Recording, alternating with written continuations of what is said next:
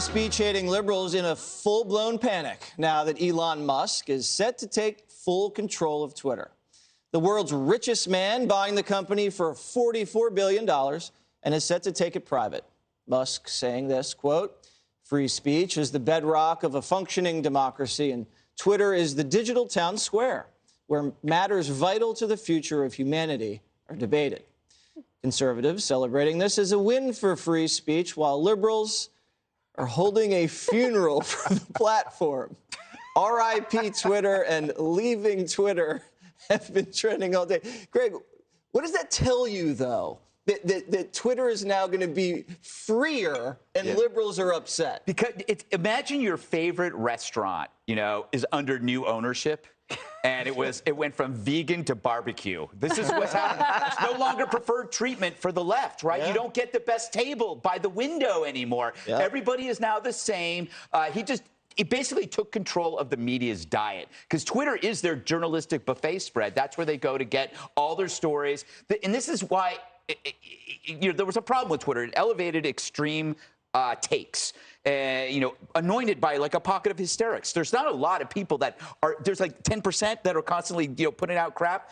The joke about CNN was that it was never run by Jeff Zucker. It was run by Twitter, right? It was their producers going to find out what's the screamiest take. And then and what happened, that led the network down the drain. So Musk isn't like a guy who bought a fast, expensive car. He's like the world's best mechanic buying a fast, expensive car. This is a guy who can go under the hood and go, "Oh, I see that algorithm. I know what that is. We should change that." And he said he's going to put some sunlight on the algos so we see how it really is rigged. I wonder if he'll let everybody look backwards, too, to see, what was going through the Twitter headquarters when Babylon Bee was blocked. Open up the books. Like, I don't know. Are we going to be able to see? Someone one day will write an amazing best-selling book about the behind the scenes of all of this, and Fox Nation will do a documentary series that we'll all be able to see. I actually don't. Hosted by Barron Trump. Maybe. I don't know how it's all going to turn out. I try to look forward. We're in negotiations for all that. I try to look forward and think, okay, so I like looking at Twitter for breaking news and also for snarky comments from Greg. But in a month, are those going to be there? I don't know. Well, someone said today that if liberals are upset with Twitter, now that Musk owns it, they can form their own platform that has more censorship. Yeah, that's right. They can censor themselves. But look, this is not only a big win for free speech. It is about a big shift that's coming. I think that what's going on around the country is when you saw the picture, and we'll talk about it later, the pictures of all the Democrats who are now in favor of some kind of resolution of what's going on at the border. And now we've got someone who's going to take over Twitter who actually believes in the Constitution and free speech.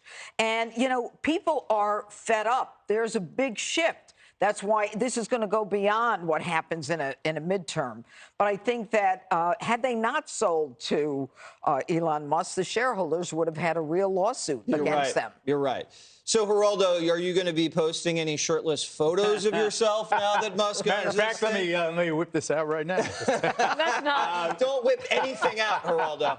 I am a big Elon Musk fan, and I assume because he's a genius that this is a good deal for him. But looking as a layperson from the outside, and I have no insider information, having heard that Donald Trump about 2 hours ago or an hour and a half ago announced that he will not be going on Twitter, to me, that was the biggest part of the deal. That's what made Twitter so valuable compared to the old days, because Donald Trump was going to come back. And I remember just my own experience in losing 50,000 followers when Trump, all the rest of it. But everybody, lost 100,000, 150,000. Why do you think he said it? Because he owns Truth Social. He owns Truth Social. Because he's and saying also maybe he thinks it won't be tweeting, it'll be truthing. And he's going to, I don't know, knowing him for so many years, I think he'll change his mind in 10 minutes. He will. But if he indeed sticks with this and stays off new Twitter won't be worth as much as I thought it would. Well, who cares, though, because many people believe if Trump hadn't been on Twitter so much, he would have been a little more of an effective president. That is true. That is true. I think that this is bad news for Truth Social, because he's not going to be able to help himself. I agree. He's going to have to. He's going to hop back on. But you mentioned Babylon Bee, and Kyle Smith made a good point on Twitter that it was the suspension of Babylon Bee that probably led to this because it pissed off Elon Musk. He saw that and he goes, "Wow, they can't do that." And then he said, maybe, and then he did that little quiz. Should I buy Twitter? So, I mean, think about having so much money that you can just get mildly irritated over something and then buy the thing that irritated you. That's true. That's my dream. I know. That's perfection. I know. I want to buy Delta Airlines. Hey, Sean Hannity here. Hey, click here to subscribe to Fox News YouTube page and catch our hottest interviews and most compelling analysis. You will not get it anywhere else.